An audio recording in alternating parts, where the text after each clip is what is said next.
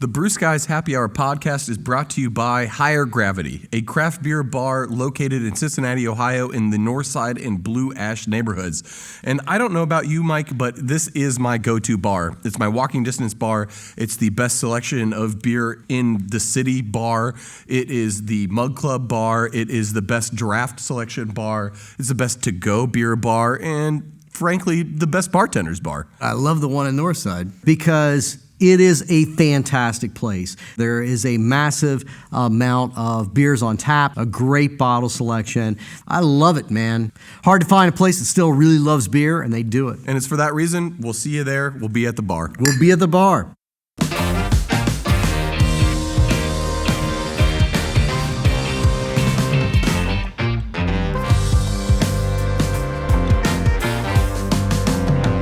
Hello, hello, hello. Welcome to another Brew Skies Happy Hour podcast. My name is Brett Coleman Baker, owner, brewer at Urban Artifact in Cincinnati, Ohio. And I am here today with the one and only Michael Morgan. Mike, how the hell are you? Spectacular. Staying out of the joint. May have shot the sheriff, but definitely did not shoot the deputy. I feel like I've heard that somewhere before. Is that a Mike Morgan original? I think I just made it up. Classic. White man stealing something that's not his. I never really understood that song, actually. Like, I don't... How does that really work as a defense? I mean, I've done criminal defense work, and I don't think that actually keeps you out of prison. I killed one person, but I definitely didn't kill two. I think there's something deeper there, corruption, weed, I don't know, I don't remember. I've always been high when I listen to it, but that's how I am this week. Well, on that note, cheers, it's Friday. Yeah, cheers, it's Friday. We don't have to overthink things too much anymore. That's actually why we have our next guest on, Maureen Ogle, who has overthought a lot of things, written multiple books, from a book about Key West to the book that we're concerned about, which is Ambitious Brew, talking about the history of American beer. Great piece of writing. Oh, it's a fun read. It's a quick read. And if you haven't read it yet, I mean, you need to. It's just great. And there's a lot of beer books out there, but this one is definitely one of the best written and most comprehensive stories about American beer. Great book. Fantastic writer. She's one of those people that, as a writer, you know, I both love her and she kind of pisses me off because she's really good at what she does. She's a brilliant writer, and I love to read her work. I know that feeling all too well when I drink a sublimely perfect beer from another brewer that wasn't me. This is delicious, you dick. Yeah, you son of a bitch. I love it. How dare you? But on that Can you go back there and brew something shitty, please? I wanted to make fun of someone today, I prefer not enjoy to judge. myself. Yeah, cheers to that. I'm sure you're probably going to hear my daughter in the background at some point too, because like most Fridays have turned into now, it's also Daddy-Daughter Day. But Joanna, cheers to you as well. The nice thing Joanna, is raise your beer, please. She doesn't count my drinks, which is really great. She's pretty good at that. Yeah. Not counting that. I appreciate her non-judgmentalness. Yeah, It's It's nice. Well, Maureen, thank you very much for joining us today. I don't know about you, but Mike and I got a couple tasty Brooklyn lagers in front of us, and we are happy to have you here today. Been a long time since I had Brooklyn Lager, by the way. Delicious beer, very well balanced. It is. It's surprisingly hoppy and wonderful fresh.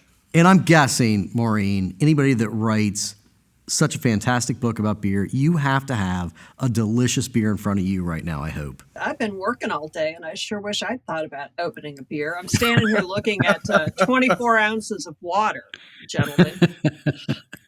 Well, I'm sorry about that. That's all right. You're more creative than I am, obviously. I'll tell you one thing that you are, and that is a hell of a good writer. Oh, thank you. You know, this, and as Brett went through a part of what you've done, you know, you have a really impressive body of work, but you know, this Ambitious Brew, the story of American beer, it's really approachable. It's just great readable history. So, you know, the storytelling in it is fantastic. And, you know, the way that you really kind of just put this story of American beer together in a relatable narrative. Fantastic work. Everybody should buy 2 or 3 copies of it. Thank you very much. I agree on the latter point. Thank you very much. Yes, I will tell the audience that book first appeared in 2006, but in 2019, late 2019, I reissued it in a new edition, and it's what I think of as a gently revised version of the original edition. I just took out what in retrospect seemed like a little bit of fluff to me, but it's got a snazzy new cover and etc. Yeah, go buy a few copies. Couldn't agree more. History books are a struggle for me. And I read that book cover to cover in a weekend. And everything I know about 1800s American brewing history comes from your works. It truly eye-opening. The fact that we had basically a prohibition before we had the prohibition. The fact that there was a beer boom in the mid 1800s in America. The fact that like all of these advancements that we now take for granted all came from them. It's eye-opening. It was for me too. My strategy as an historian, for better or worse, and I don't know if it's actually the best strategy, is to write books about that I don't know anything about. I'm in the process of violating that rule right now. But when I wrote this book, and I was just driving down the street and saw a truck that said Budweiser, and I thought, you know what, that's what I should write my next book about. I had just finished the book about QS, so I really started on this book from a place of complete ignorance. So I taught myself in a way that I would like to be able to teach to someone else. So that was kind of the focus of the book. So what did you learn then researching, especially with the focus on the 1800s? What have you found, or what similarities do you see then from that era of beer growth in America and the era of beer growth in America we're experiencing now that began in the 1980s? Oh man. Well, there are breweries, and there are lots of them. I don't know how many. I have no idea how many there are right now, like 7 or 8,000, some ridiculous number like that. And in 1890 there were a little over 3,000. So there are a lot more breweries, but there are also a lot more people. So per capita, it probably all works out. But the big difference between now and then is that in terms of the law, brewing was a relative free-for-all, not a free-for-all, but it was relatively unregulated. It was taxed, but it was relatively unregulated. For example, brewers could own bars. They could own any kind of retail location. They could distribute their own beer, and so on and so forth. And the big, long shadow of Prohibition is that Prohibition, even after it ended, put a lot of barriers in between Americans and alcohol. That was the whole point of it. So today's brewers, as you know, operate in an extremely frustrating framework of federal and state and even local legislation that drives you bananas. And as you know, when you're drinking a bottle of beer or a glass of beer, a whole bunch of the price of that goes to licenses and fees and taxes and to pay for regulatory mechanisms and the whole 9 yards. So if there's one really stark difference, that's the big difference. Well, it's not necessarily all bad, though. I made it sound bad. Well, I'm sure on an average day, if you ask a brewer what they think about the 3-tier system, you will get an earful, no doubt. But as you point out in your book, in the 1800s, you were allowed to own bars. And what happened is basically what happened is currently going on in England still with the tied houses. And you had cities that were split by neighborhoods, by sides, by blocks of, no, this is a Budweiser side of town and this is a Miller side of town. Obviously, it wasn't Bud Miller back then, but I can't imagine the cost. The barrier to entry had to have been so much higher for a new brewery back then, or for a small brewery to try to keep up with the power of someone just buying out bars. I mean, it had to have been nuts. Well, that was in the end why there were never more than one of the reasons there were never more than 3,000 breweries, unlike right now. And I hadn't really thought about it that way, but you're right. I suspect the entry barrier, there's still an entry barrier today, but at the time that is true. A small group of brewers who self-identified as shipping brewers because they distributed most of their product outside the city limits of wherever their brewery was. They operated on a very large scale, and they invested heavily in real estate nationally. And so you're right, they were controlling. For example, at every railroad stop, there was always a hotel of some sort, and there was a really high chance that that hotel and the saloon and bar attached to it were owned by a brewer. So yeah, they had huge investments in not just equipment, because some of them were building very large mechanized breweries. But yeah, they also invested heavily in real estate in a way that today, a you can't usually or only with difficulty own the retail location. So yeah, that's a difference between now and then. On one hand, I love the idea of a national railroad system. And any town I get into, there's immediately a hotel with a bar attached, sponsored Yeah. by a brewery. Wouldn't I that be love nice?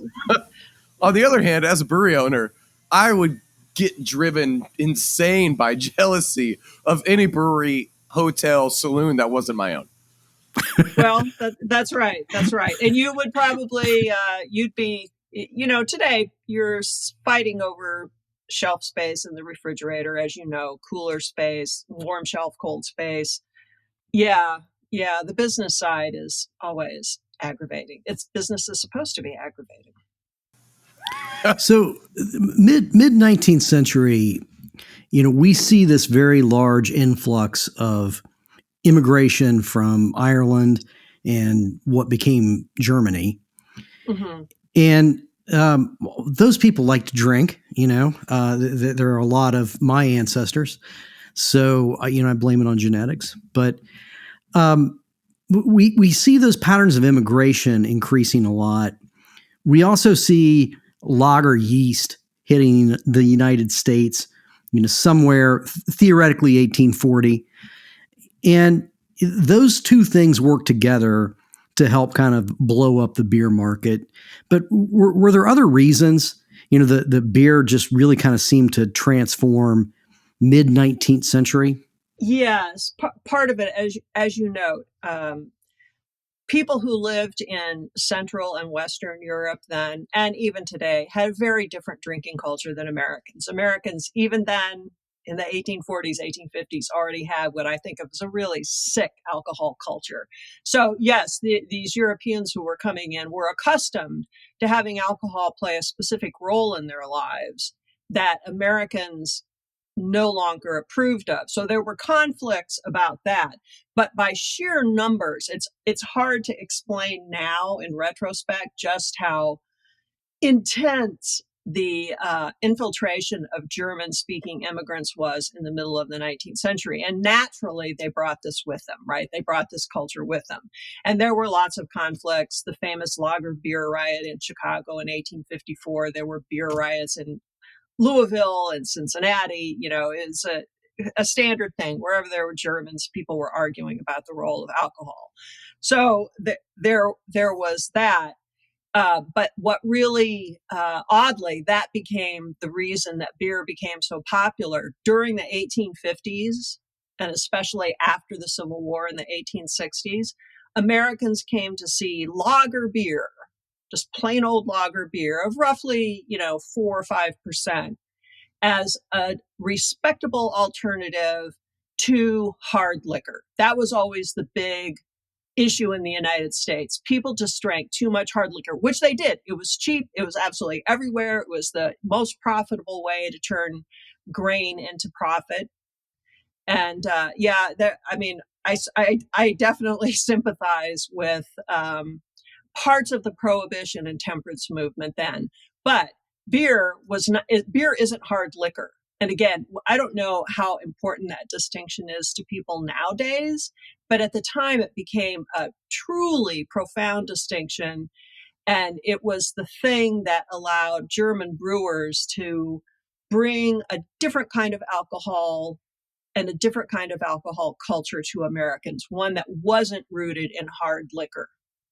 Well, there's a lot of problems with that, as you're alluding to, in regards to, I mean, just domestic violence and issues that it caused at home when people were getting just blind drunk on hard liquor all the time. It was really just not healthy for our culture, like you were saying. Yeah, it was. Americans were also moving into cities in greater numbers, and clearly, if you're out on a farm, you're going to do whatever you're going to do. But in a city where there are lots of people living together, I mean, try to imagine today, wherever you live, just going out your door and within, say, a block and a half on foot, encountering 4 or 5 completely snockered people and at least 2 bars, and it's just like that everywhere, right? You would just get. You would be glad to have some legislation in place. So one of the great battles of the 19th century for Americans was trying to figure out how to manage access to alcohol and the use of alcohol and how it fit in. And beer, because it was not, ever clear. Let's face it, there's a lot of difference between drinking a couple of shots of Everclear and a beer. It makes a difference over the course of a day.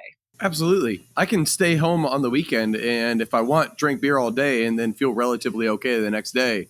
If I even have a night of drinking a decent amount of liquor, I'm going to feel like shit for days. I can't imagine. Yeah. But it was cheap and it was ubiquitous. And that was, people just really seriously got fed up. But now, eventually, in the late 19th century, people who were in favor of banning or controlling alcohol went after beer makers, in part because they made alcohol, but mostly because of the very thing we were talking about earlier. All those tied houses, all those hotels at the railway stations, there were bars everywhere. Brewers they were just ubiquitous. And eventually, before constitutional prohibition went into effect, the beer maker, the saloon in particular, the saloon was a source of the evil. The idea was shut down the saloons and then the breweries will not be able to survive. They'll just have to go out of business. Yeah, here in the state of Ohio, they actually ended the tied house system in 1912. And it didn't really stop anybody, but they had to become less blatant about it. So, well, Ohio was actually a really, really interesting site. In many ways, maybe the primary site for the great battles over alcohol in the 19th century, even into the 20th century. The great movement to ban saloons, the AntiSaline League that planned to drive saloons out of business and then drive brewers out of business and then eventually put prohibition into the Constitution, that was actually born in Ohio. People, the Ohioans who were opposed to alcohol were extraordinarily well organized. So Ohio and of course there were these huge German communities. So there was constant conflict. As I'm sure, if you live in Ohio, you kind of become aware after a while that there's this thing in the past. Yeah. And you have Southwest Ohio really kind of even drills down more because you have the Women's Christian Temperance Union that starts in Hillsboro, which is about 50 miles east of Cincinnati. And, when you look at vote totals for all of these votes that Ohio went through where prohibitionists were trying to vote the state dry, Cincinnati kept the entire state of Ohio wet for a long period of time. I mean, it was Cincinnatians being drunks that, kept the spigots on in Ohio. That's right. And that's one thing that drove, here's one thing I think most people don't realize. I certainly didn't until I wrote this book. We think about prohibition as being this big federal, force in our lives. But actually in the 19th century, the way to dry things up was as locally as possible. So at the county level and the town and municipal level, that's where people had petitions, put items on the ballot. That's where there was the maximum control over access to alcohol. And it was hard to do that in a city like Cincinnati, for example, because it was so mixed in its population. There were just a lot of people who weren't buying this. But Cincinnati ended up being surrounded by almost, a very, very dry state.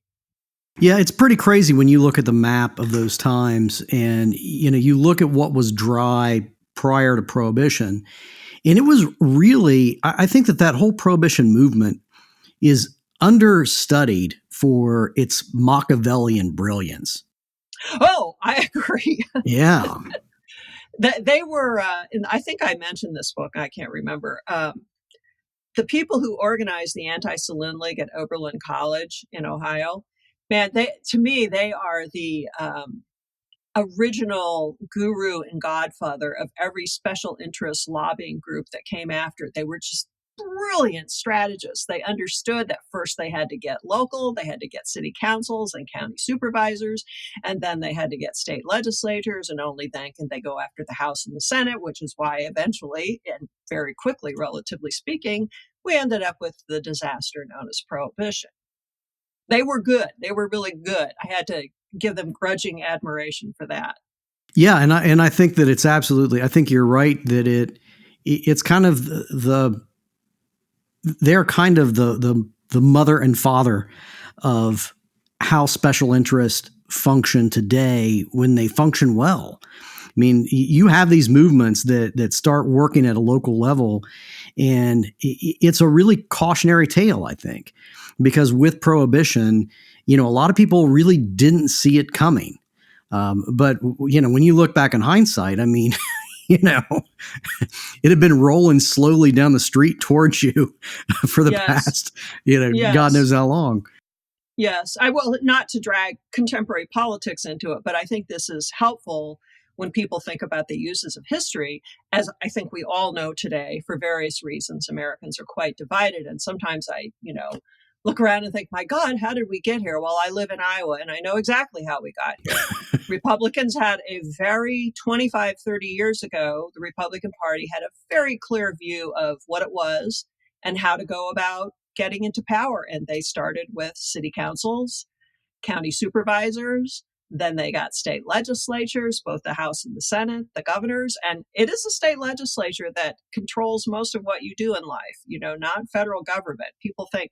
So there are some really interesting parallels in the nature of how politics works in the United States that are holding true over a century. Yeah. Republicans learned it. Democrats, not so much. That's right. Yeah. That's right. Yeah. And you do see that reflected in so much of what's going on right now.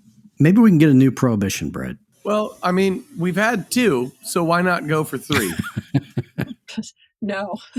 There's always a group. There's a group in Marin County, of all places, in California, that I don't remember the name of the family that funds it, but it's this huge trust fund sort of thing that organizes against alcohol now. So there are always people who want you to have less access to alcohol. It was a struggle to be able to have things like brew pubs and to allow tap rooms. Those are decisions that have to be made at state legislatures, and they are really hard to get. There's been a huge amount of lobbying going into building the current so-called craft beer industry. Can you imagine getting so far up your own ass and having so much money where you think it's better to fight against something rather than actually try to help solve problems like, I don't know, homelessness or healthcare for people, or I don't know, maybe 1,000 fucking other things? Yeah. So, Maureen, one thing I found really interesting was that in the 1800s, there was various statewide prohibitions. That happened before the federal prohibition that started in 1919. I mean, that it really blew my mind. I had no idea anything like that occurred, and I'm really curious to know, what do you think we learned from that first prohibition, and how did that impact the ultimate federal prohibition that we got, 60 some years later? Oh boy, that is a convoluted but good Yeah, question. sorry. No. I think here's what I think. I'm actually working on another book that a big part of the story will take place in a small brewery in Minnesota. It's kind of a history of that company, which has been in business for over 160 years. So I've thought a lot about alcohol in the early 1800s, and the the big difference then was that, especially prior to 1840, temperance was really a matter of persuading people to do the right thing, almost like group counseling in a way. Temperance groups were really people pledging not to have alcohol rather than using law to prevent people from actually drinking. And there's a difference between the two things. But as the century wore on, it became clear that to really get, well, to the point that some people thought the United States needed to be, it was important to press even harder. And if I could go back and undo something, I would have asked more politicians to be a little more reasonable and rational rather than being steamrollered by the AntiSaline League, which many of them were. They just, in a way, it was kind of Trumpian. It just kind of steamrollered everything in its path. And the problem with Prohibition that came in the 1930s, 1920s, and 1930s was, well, there are so many layers of law, federal and state, and so many more overt laws that it definitely hindered. It didn't hinder, I was going to say it hindered the growth of the brewing industry when Prohibition ended, say, the 1930s and 1940s. But I think what it really did was simply destroy anything like a healthy alcohol culture in America. And it also destroyed a lot of intellectual capital. I mean, there was a huge amount of technology and science, to sort of lump it vaguely like that just simply got lost because of Prohibition. And, that's something that will never come back. It destroyed thousands of businesses. So I don't know if that's a good answer, but. That was a great answer. Let me ask an unanswerable question to follow up on a convoluted question. Okay. So, the 18th Amendment gets passed and it enables the federal government to criminalize the manufacture, sale, transportation of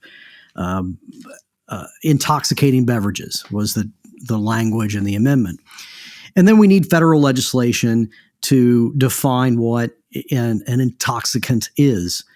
Right. And, so the Volstead Act comes along and it winds up defining that as 0.5% ABV.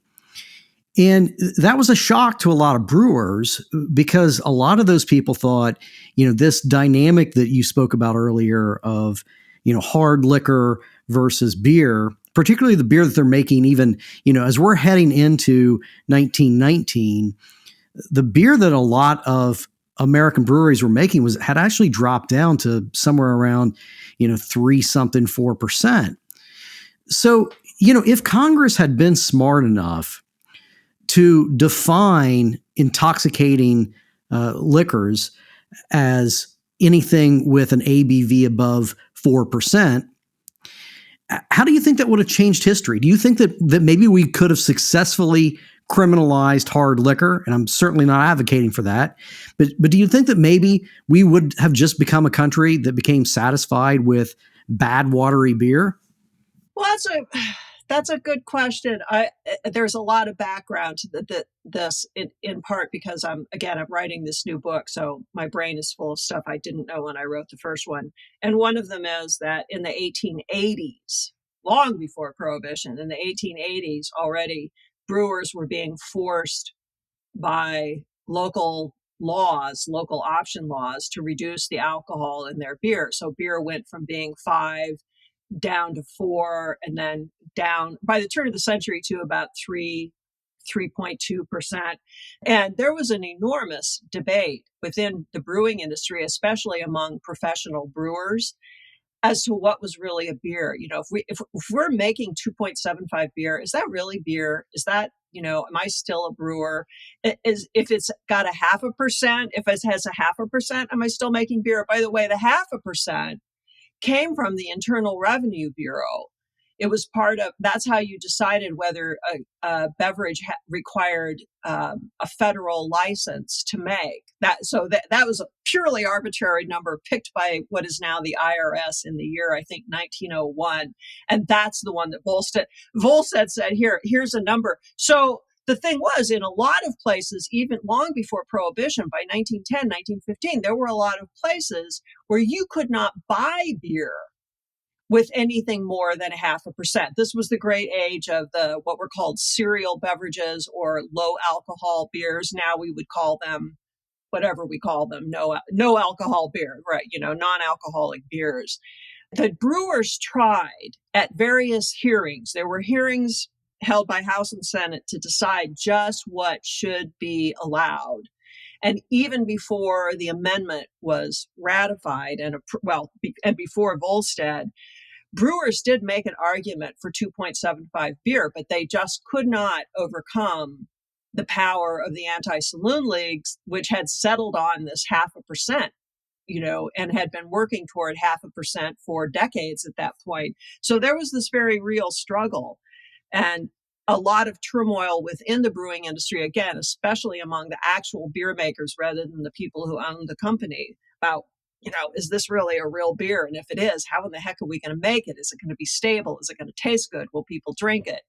And what they found out once Prohibition went into effect was the answer was no. People weren't going to drink it, partly in the 1920s when low alcohol beer was the only legal beer, partly because by that time, so many people had been converted to teetotalism and drinking soft drinks like Dr. Pepper and Coke that, beer as a vital part of the American diet, our body of food works was already in serious decline.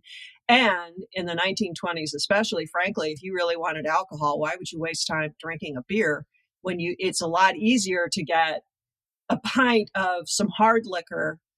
You're getting a lot more alcoholic bang for your buck. So brewers tried, but failed to be able to put into the Volstead Act provisions that would have allowed beer with some actual alcohol in it, even if it was only, 3.2 or something like that.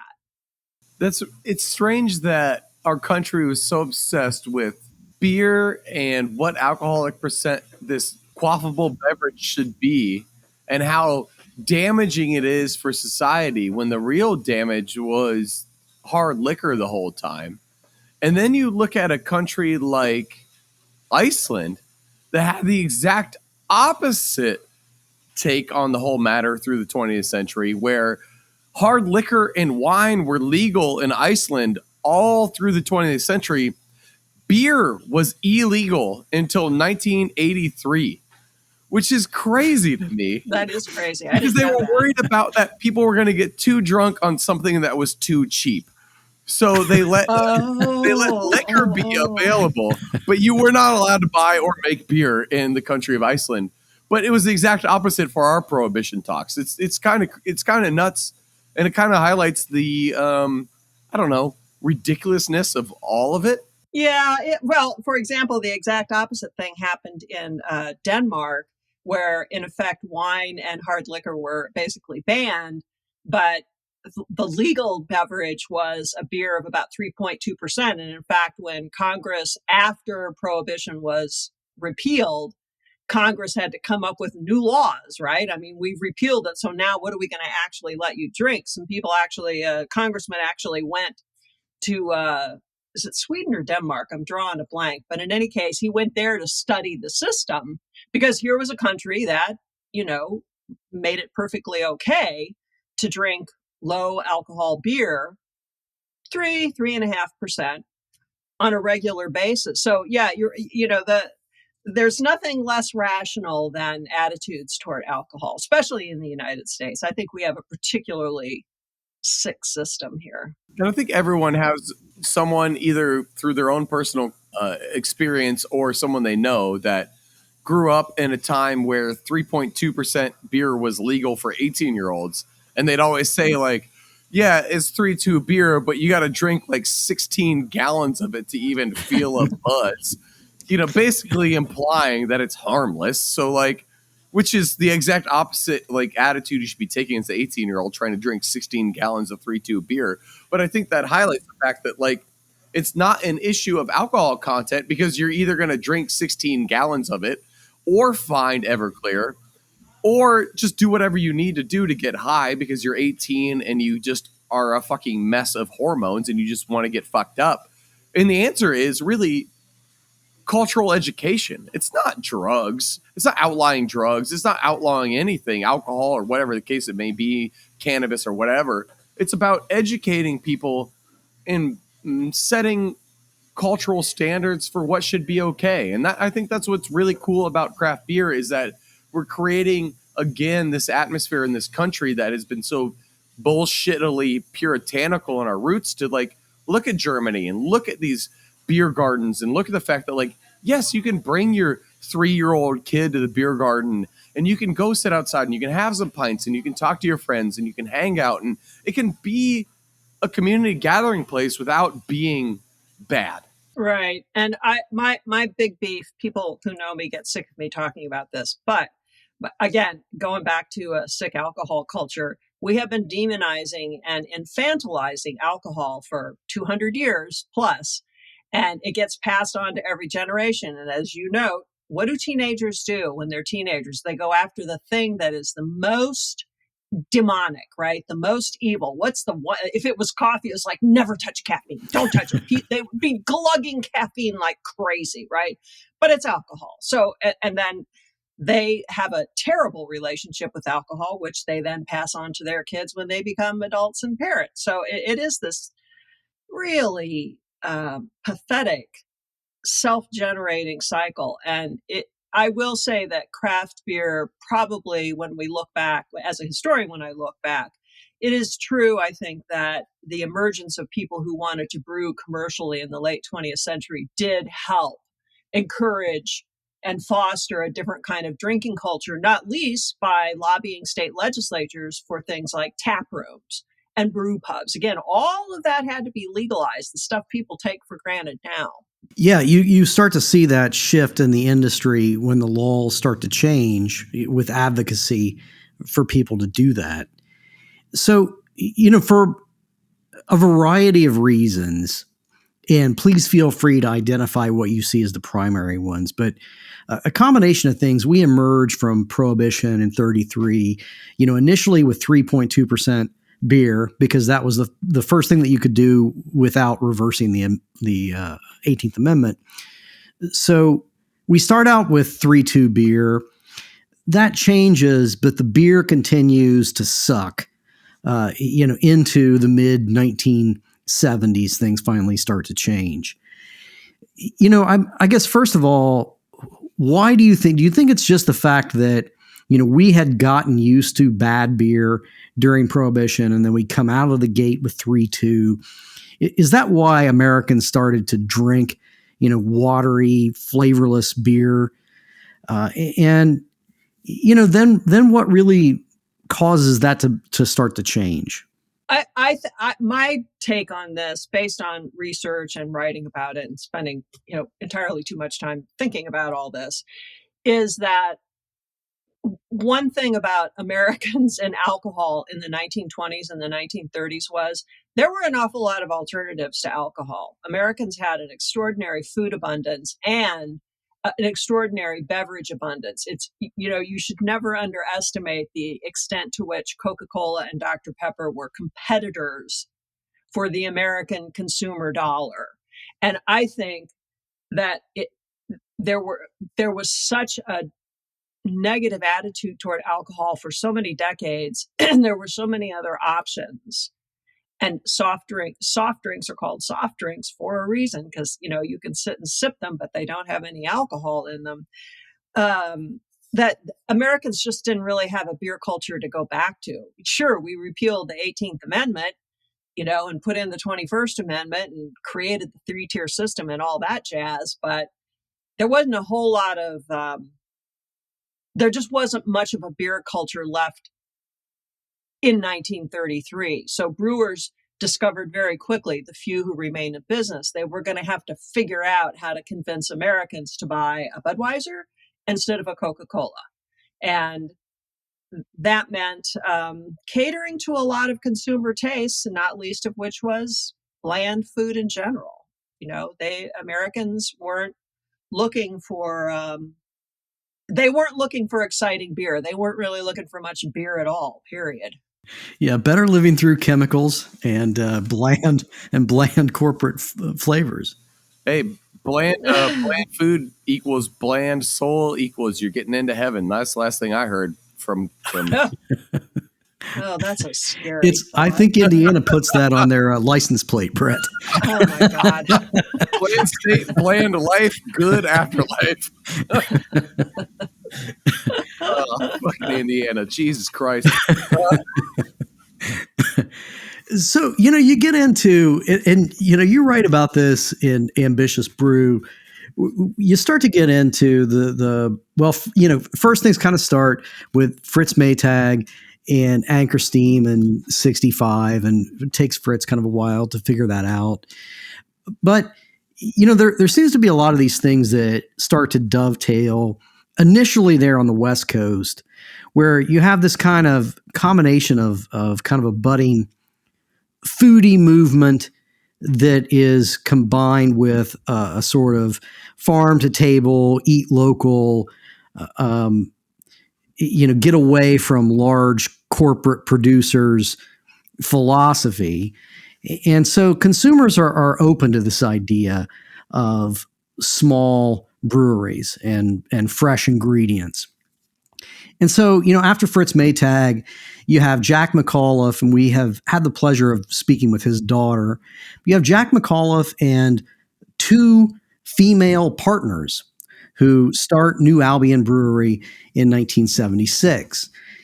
Can we talked to Jack's daughter about Jack, and his name, gets remembered and tossed around, I think, increasingly more these days. But can you tell us a little bit about his partners who, as best as I can tell, kind of piecing things together, have largely the misfortune of being the wrong gender to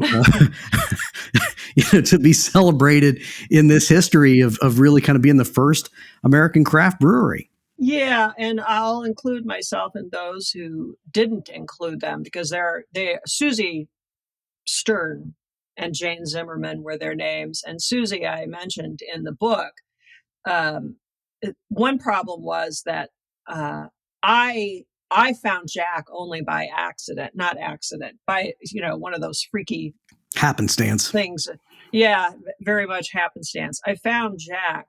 And again, I started this book from nowhere. So by the time, I didn't even know I'd never heard of Jack McAuliffe or craft beer when I started writing the book. So Jack was, a surprise to me. And I was aware that he had a partner. He had two partners at the very beginning. For those who don't know, the brewery was incorporated in the summer of 1976 and finally shut its doors in the fall, November of 1982, if I remember correctly.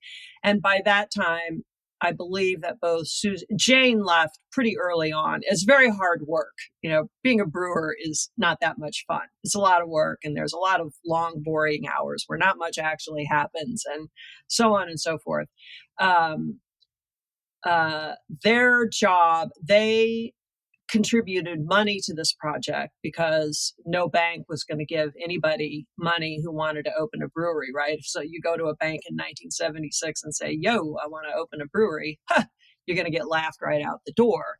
And there wasn't equipment scaled the way there is now. Jack is an engineering genius, and he simply built the equipment, which other brewers did as well.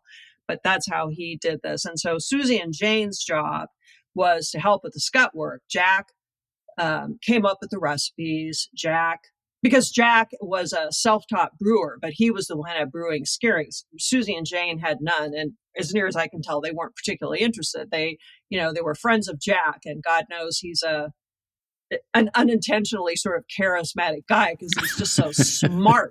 He's just incredibly smart. So their job was mostly what I think we can safely call the scut work, sitting there watching, waiting, stirring, while Jack's running around trying to figure out if he can find anybody to distribute this beer to so that they're not drinking it all themselves, the three of them.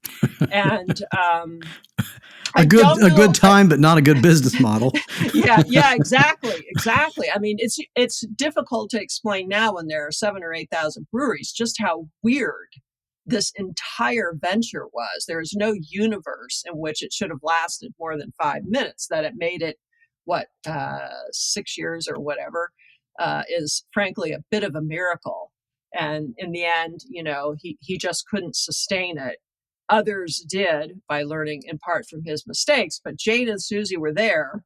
And when it ended, Jack was always the one who got interviewed. Jack was the one who was always in the paper, right? So you can only go on what's available in the record. So although I was aware that he had these two partners, I tried finding Susie and had no luck. And I would have pushed further had I not been trying to write this survey of American beer that covers 250 years. There's only so much one girl can do, I mean, there's just a limit.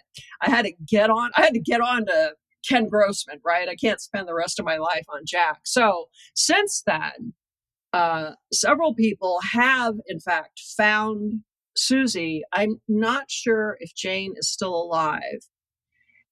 But Susie definitely is. And among other things, the Smithsonian's project to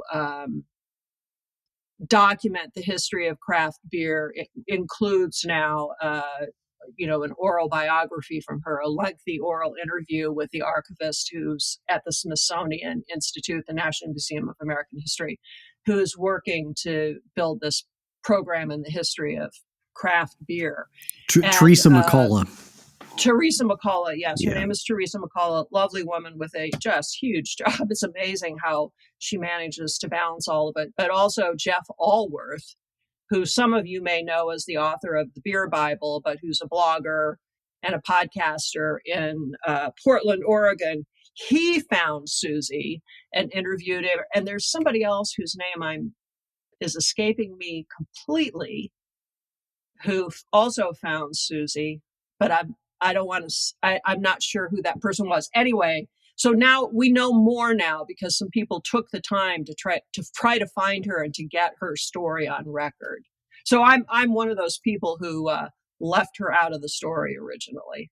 Well, I'm glad that those pieces are getting filled in. And yes, me too. I was thrilled. I almost burst into tears when I heard Teresa talking about her interview with Susie and what Susie had to stay at last year at a beer conference, the Beer Summit at the Chicago Brewseum. We heard about that. It was wonderful to know that, yes, the story is being told. So you have that scene in California, Northern California. Mm-hmm. And, New Albion, we then have Ken Grossman with Sierra Nevada, and, they're still around and game changers. But where does it really kind of go geographically from there? Where are the next big craft brew hotspots? It was originally rather focused in the Denver, Boulder area, especially Boulder, a hipster scene, Portland and Seattle, hipster scenes, Northern California, a hipster scene. There was the critical mass of affluence and education and access to resources is what there was.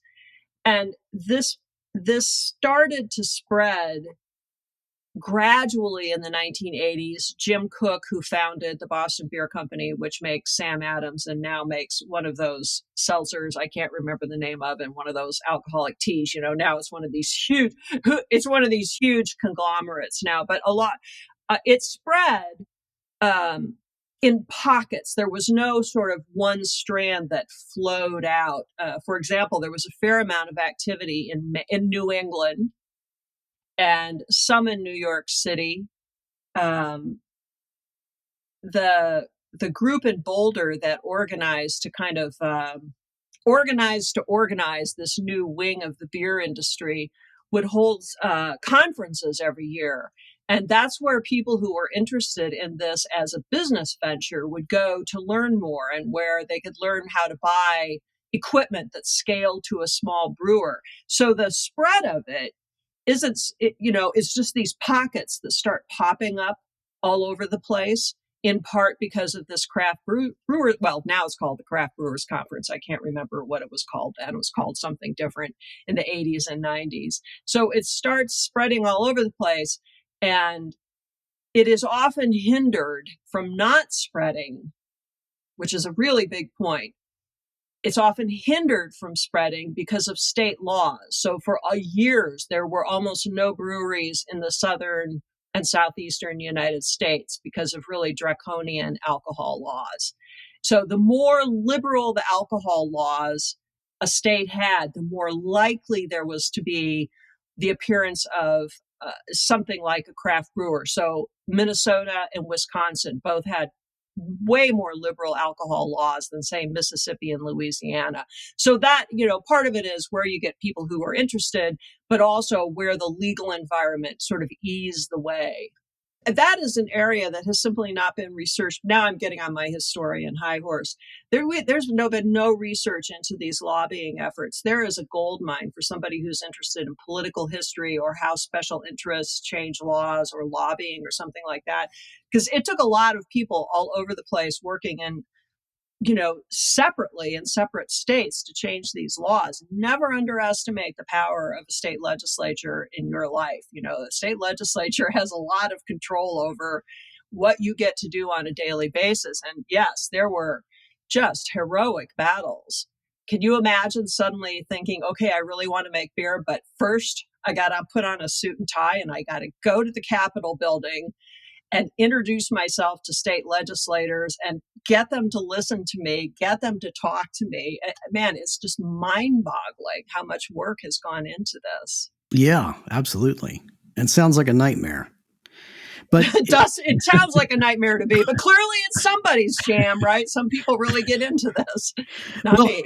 I think you're right. It's a really fascinating topic because you still see how this is playing out in different places. Montana is, I think, a great place to grow barley. So, you've got like a really good natural source of one of your main ingredients there.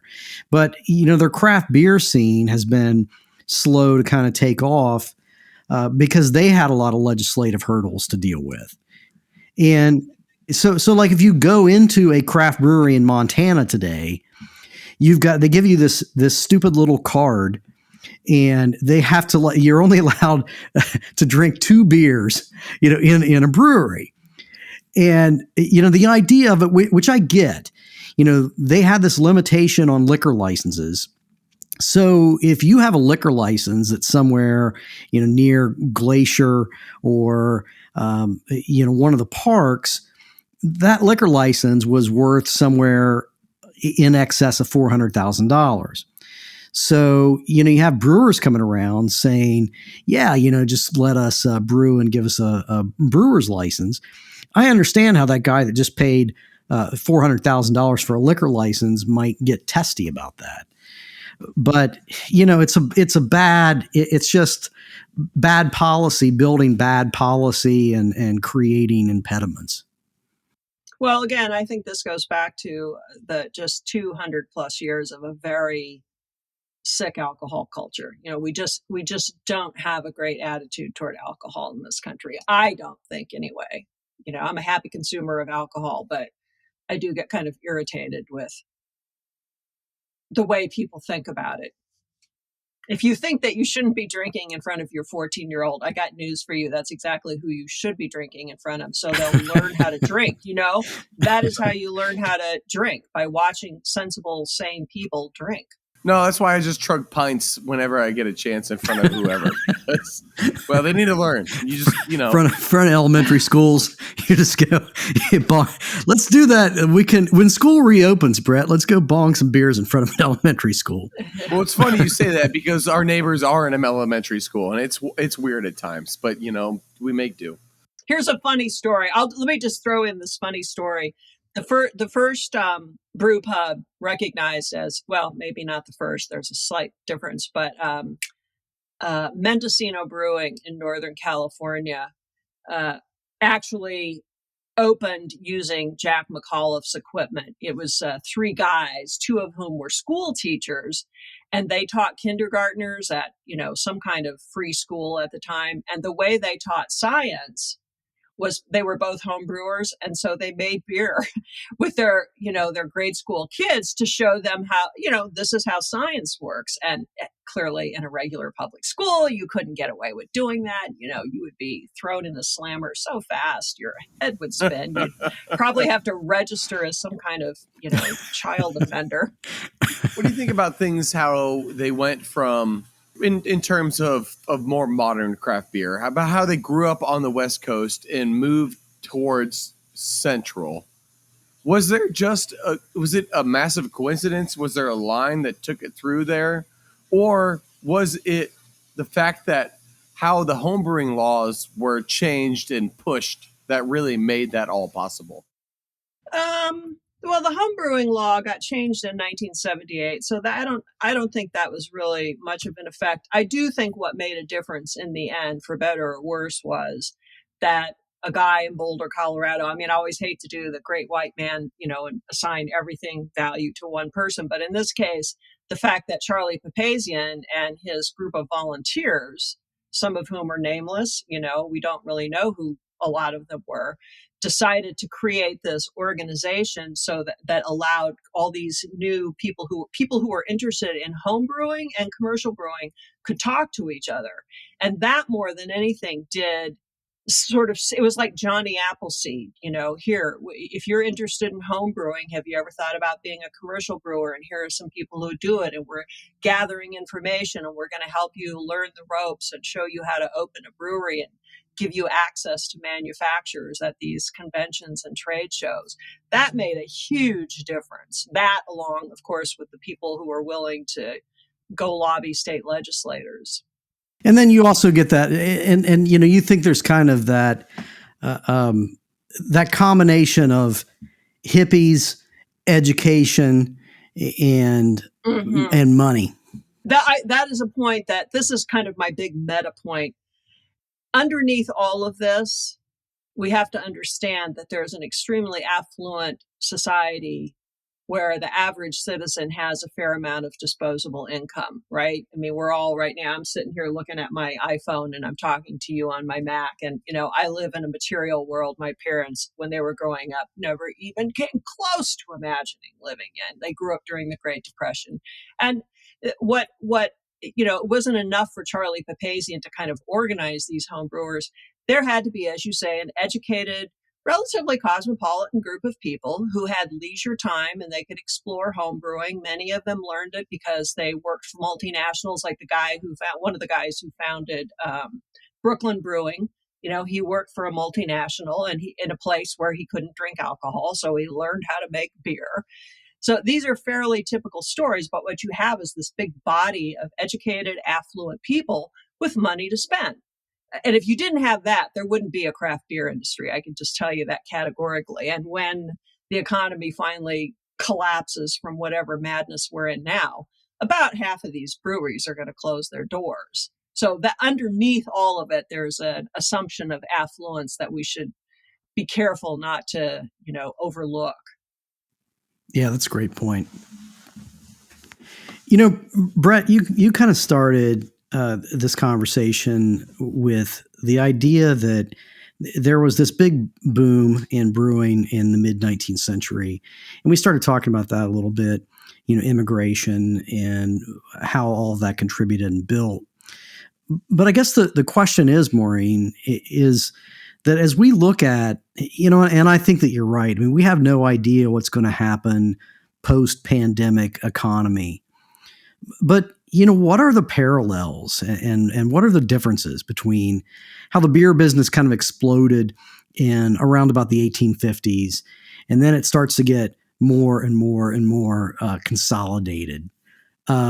What what lessons can we learn from that now? Well, I think to me, the sort of big, smoke some pot and think big view of this is Okay. it's possible to make something, right? These German brewers came over. Adolphus Busch was not a trained brewer. He certainly was aware of brewing. Fred Miller was. Frederick Pabst was not. But, they took something and they took nothing and made something out of it. And I think you could say the same thing about Ken Grossman and Jack McAuliffe. Yes, they are white men. And we're privileging them here, at least I am, because they're the ones who were historically significant, right? All those people who went bankrupt, they're not actually the ones who didn't succeed. They're not really the ones that matter. The ones who matter are the ones who actually made it. So I think one big lesson is if the past is different from the present, then that means that whatever's going to happen in the future depends on you, right? You can shape a future to happen in any way you want. So I have no idea where the craft beer industry is going to go. I would love to see a healthier alcohol culture in this country. Certainly, beer in the 19th century was kind of formalized in the sense that, the expectation was it was these ingredients and it was going to, it was not going to be made with marshmallows and maple syrup, right? It was not going to be made with dander from a brewer's beard. That kind of creativity and novelty, that's predicated on having a whole lot of money and energy on your hands, right? In the 19th century, it was just enough to make beer. But now, if you want to compete against all the other beverages, you got to come up with what amount to novelty items. And that's not easy to do.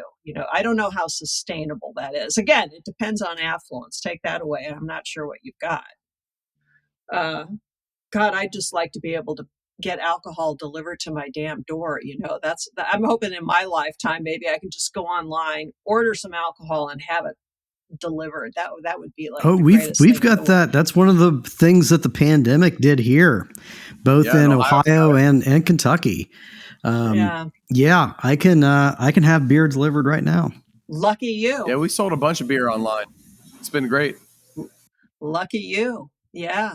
Do you think our country's going to get our shit together and we'll actually figure out how to culturally make things a little bit better in regards to our drinking culture? Or do you think we're due up for our third prohibition? Ooh, I don't think I don't really think. I'm not one of the true pessimists, and I know a lot of them who really think there's going to be no, not when we're finally thinking about legalizing marijuana. To me, it's insane that nicotine, caffeine, and alcohol are legal and pot's not. Just someone explain to me the rationale there. No, we're not. Unless we have some totally dystopian event and the zombies come and I don't know. Don't put that out there. Why are you doing this? Why are you doing no alcohol at all. And if anything, I expect access to alcohol and other stimulants. That's the general category there of things that can alter your mind. I expect the market to expand. I agree. Legalize cocaine. I'm in favor of legalizing all drugs, if only so that drug makers would have to pay taxes on them. Right. And, and the quality could be regulated. And, I think we'd all be better off if heroin, cocaine, I've been in favor of that for my entire adult life. They had heroin in the late 19th century. Why can't we have illegal heroin now that's better controlled? For fuck's sake. Doesn't make any sense. And then you can give people help, and then you can fucking stigmatize it, and then you can actually make it a thing where look, if you're going to do this, it's there, but you got to understand these are the repercussions, and here's also the help if you get in too deep, and just make it all okay. Yeah, like I think it's a miracle that who legalized mushrooms? Oregon, Portland, Denver somebody. decriminalized and Portland just decriminalized. Yeah, So I not think quite that's fully great. legal, but also mushrooms are great too. And what the Yes. fuck's up with like sex work being illegal too? That's bullshit as well. We're going very far afield, but I agree. Yeah, it depends. I mean, that's the nature of arguments about personal freedom and government, right? I mean, it would be better if we got over especially like marijuana. Seriously, caffeine to me, I can't drink caffeine, so literally makes me sick to my stomach, and I can't imagine that it's legal for a kid to walk into a store and buy a Red Bull, but I can't buy pot legally. You know what I mean? That just doesn't make sense. It's all silliness. To continue to be off topic, I mismeasured once the like dehydrated coffee powder that you can get in to make some coffee, and then I drank 10 times as much as you're supposed to drink. It was a horrible experience. Oh, I bet. Horrible. Heart palpitations for the entire day. I thought I was going to die. Yeah. No, scary. Yeah. Well, Maureen, thank you very much for your time today. This has been just an eye-opening and fantastic discussion. If you haven't, you need to get Ambitious Brews. Like, I can't tell you enough. And I tell you what, I hate history books, but I read the shit out of Ambitious Brew, and I can't believe how much I enjoyed it. You come away with understanding more about where we are and why, and more about where we're going and why than I could have ever imagined. And Urban Artifact wouldn't exist if it wasn't for Ambitious Brew. So thank you. Wow. I think he owes you residuals, Maureen. I think that's what he's saying. You own a piece of Urban Artifact, is what I'm hearing. Yeah. I take back everything I said. Yeah, we will have a link on the website where you can pick up a copy of Ambitious Brew, and we do highly recommend it. It is a fantastic book. So, Maureen, thanks for joining us. Brett, happy Friday. Prost to all of you guys. Cheers. Prost. Cheers. Thank you. That was a great interview, and I can't wait to break it down. But before we do that, let's hear a word from the people that help make this podcast happen. And that actually includes you out there listening. So don't forget to like and subscribe because it does matter. Thanks. This podcast was brought to you in part by Beechwood Audio. Beechwood Audio provides sound acquisition, post, and design services for individual, corporate, and commercial clients. For more information, contact Adam at soundfilmvideo.com. Mike, I don't know about you, but one thing that really stuck out to me on this whole thing, and quite frankly, I can't believe it didn't really make an impact sooner, but the length of Prohibition is kind of hard to wrap your mind around. 13 years. That's so long. Yeah, I mean, it in a way, it doesn't sound like a long period of time. But when you think about it from a generational standpoint, you think about what you do in a 13-year period of time, and particularly like what you do from that 13 years from, let's say, when you're a senior in high school to going through college, graduate school, or raising in professional ranks, or just getting out of high school and doing a career thing, whatever. I mean, you are into your profession or your third kid or your second marriage or whatever. I mean, it is a long period of time if you're young. So that period of time where you learn how to drink, it's going to wipe you out. I mean, you've got like a couple of different drinking generations at least who don't even have access to a decent beer. Not only don't they don't have access to it, but how are they ever supposed to learn to enjoy what beer is? They're or not. any of that stuff. They're not. I mean, what you have access to, and you think about Prohibition, one of the things about it is that it works effectively. Well, Prohibition works like Prohibition. So alcohol prohibition, drug prohibition, they're the same thing. And even legally, enforcement, they're an extension of each other. And although it is a complete aside, talking about great writers, Chasing the Scream is a brilliantly written history of the drug war. And you see how close these two things parallel and how asinine and unproductive both of them are. But when you think about the drug war, what has it done for us? It's given us better coke and better heroin and better weed. It's given us better fucking drugs, right? And so that's both good and bad. When it comes to the weed, okay, even there, I guess. I'm not really sure that I'm a big fan of like taking a hit of a joint and being comatose. I kind of like being able to smoke a whole joint. But you get with like drugs today, narcotics, heroin, fentanyl is responsible for so many deaths. Because the drugs, from a legal standpoint, it's the same penalties whether you're moving really potent drugs or you're moving less potent drugs. It's all kind of controlled by the weight. Prohibition was a similar thing with alcohol. Why would you move massive amounts of beer when you could move a bunch of liquor instead? It's more cost effective. If you're going to take the risk of getting busted, are you going to be the dumbass with 3 wooden kegs of beer in your back seat? It's actually easier to make too. Yeah, it's easier to make liquor. Yeah, you just buy fucking the cheapest sugar source you can get. Right. You get whatever bread yeast you got on hand. You let that ferment at any temperature. It doesn't matter. Who cares? It doesn't matter what it tastes like at this point. Yeah. And then you distill it. And that's the only part where you have to be good at. And as long as you can distill it, you're going to be mixing it with cocktails. I mean, that's why the boom of the cocktails happened in the 20s.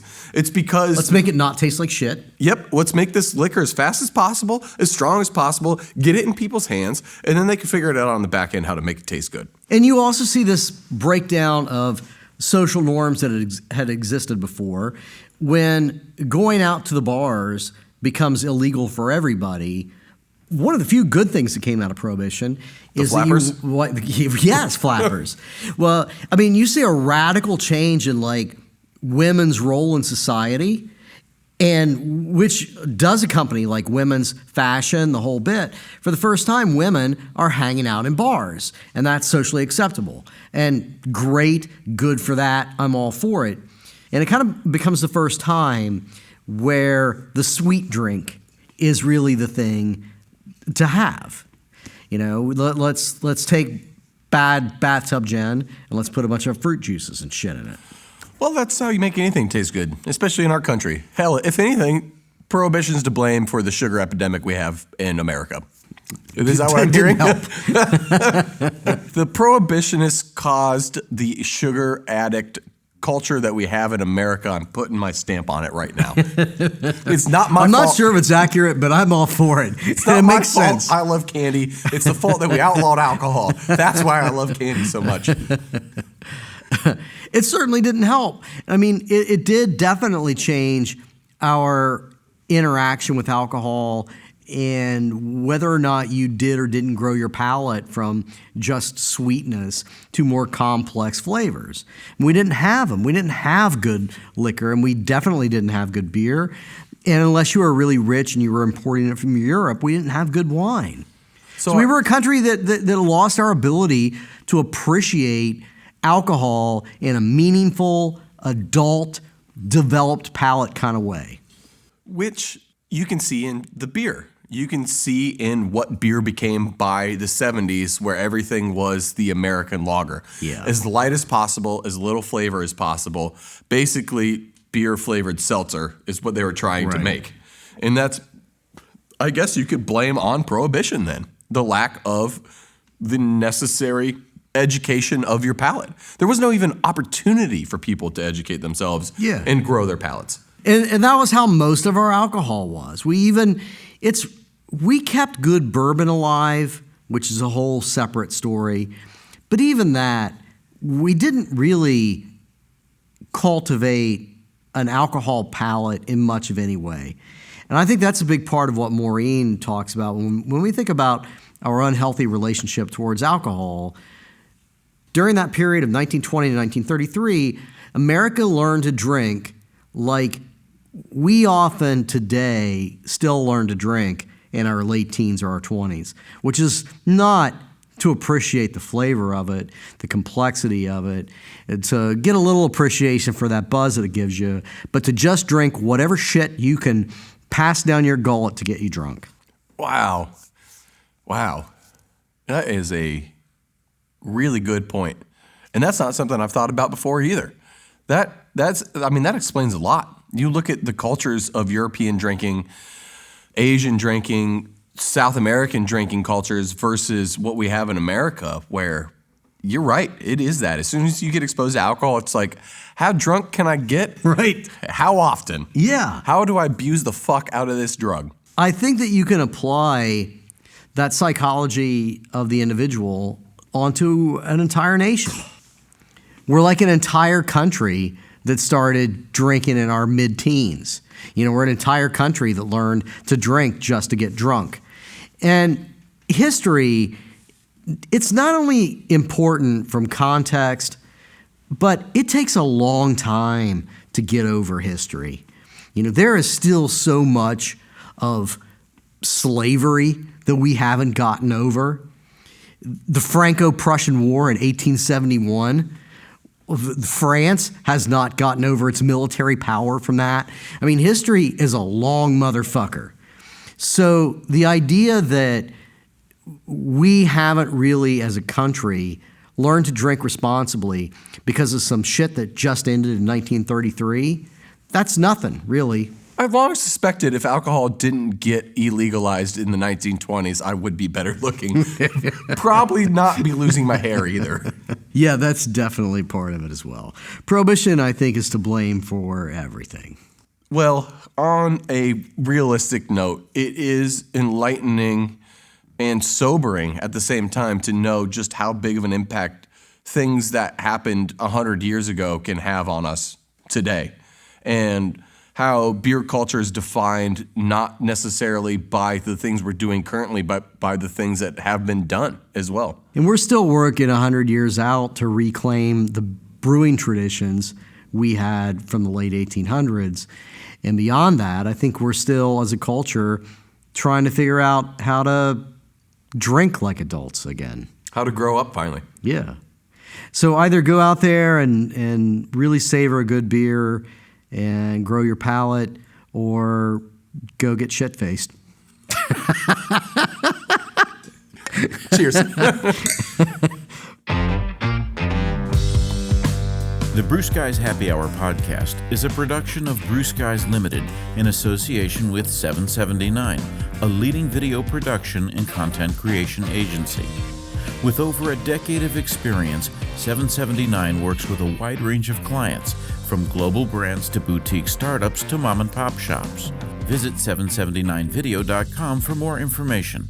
That's the numbers 779video.com. This episode was edited by Dan Fennessy, who is also our executive producer. This podcast was engineered by Adam Rabinowitz. Thanks for listening.